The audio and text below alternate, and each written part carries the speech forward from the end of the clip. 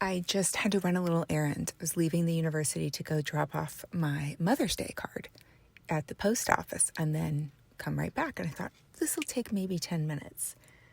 And along the way, I kept getting stalled, I guess. I mean, it was just the longest 10 minutes of my life. It ended up being 15 minutes. Just getting out of the parking garage, I had to wait for several people who were taking their sweet time, backing up and trying to, go down the ramp that I was on. And then, of course, I hit the 2 stoplights on the way to the post office.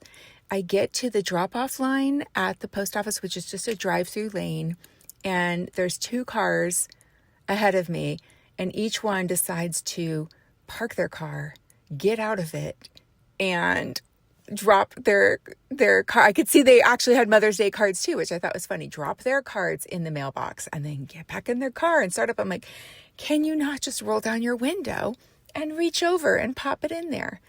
And it was just comical to me that both of the people did that. And then I got back out and it was just missed the left turn lane. So I had to sit there at this little side street for quite a while for that to come through. And then what else happened? Oh, trying to get back into the university. This car was just coming the opposite way, just slow enough to make me have to just sit there and wait much longer than I normally would.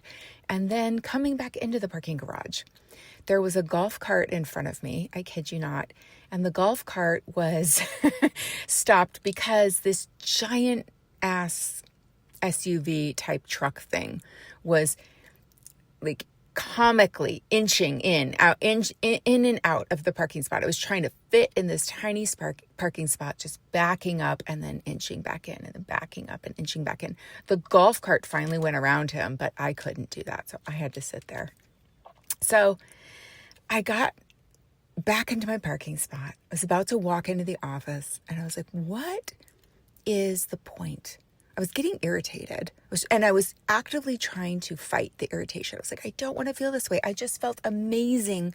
I was in this very reflective, contemplative moment of appreciating my mother. And I just expressed that to her in her car. And I was so happy to go take a deliberate moment to go mail that to her and think about her.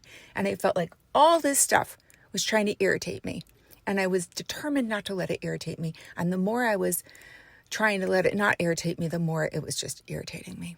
Have you ever been in that situation? So I was like, okay, got back in. I was like, I'm not going to walk back into my office until I dissipate this feeling. I'm not going to let this feeling hijack my day. And I was like, what could I make from now on in my life every time I feel like this is happening? Because this isn't the only time this happens, right? We've all been in those moments where we're trying to get to the grocery store or just trying to get somewhere. And it's like interruption after interruption after interruption. It's like, what am I now going to make that mean for the rest of my life in order that I do not feel this way? Because I do not like feeling this way. And I came up with the most brilliant thing. So I'm going to document it here. And I thought maybe it can help some of you. My thing is whenever I am being interrupted or blocked or somebody is slowing me down in some way, that I am being handed a gift of time that is being created specifically for me to appreciate my life. The fact that I have this moment in my life, that I am alive right now, that out of all the trillions and trillions of people who could have been born, I got my life, right? I got that opportunity. And I've been in it for 54 years now. And this is just one moment for me to be in awe that somehow I won the biggest lottery of all, which is being born as a human and given the gift of a life to go create something, to go do something, to go see what is possible. And this moment is a moment that is being given to me so that I can reconnect to that power. That really helped me feel amazing. And it shifted that now for me. So there you go. Little bonus episode, I guess. It has nothing really to do with the bet, but this is literally how I conduct my life. How can I shift my state of being to the one I want instantly, as quickly as possible, without bullshitting myself? Like, how can I shift into the reality that I want to see? And what does that look like? And so this was just the most ridiculous little everyday example that happens to all of us. And now I've got a little built-in practice. I will remember this every time that happens.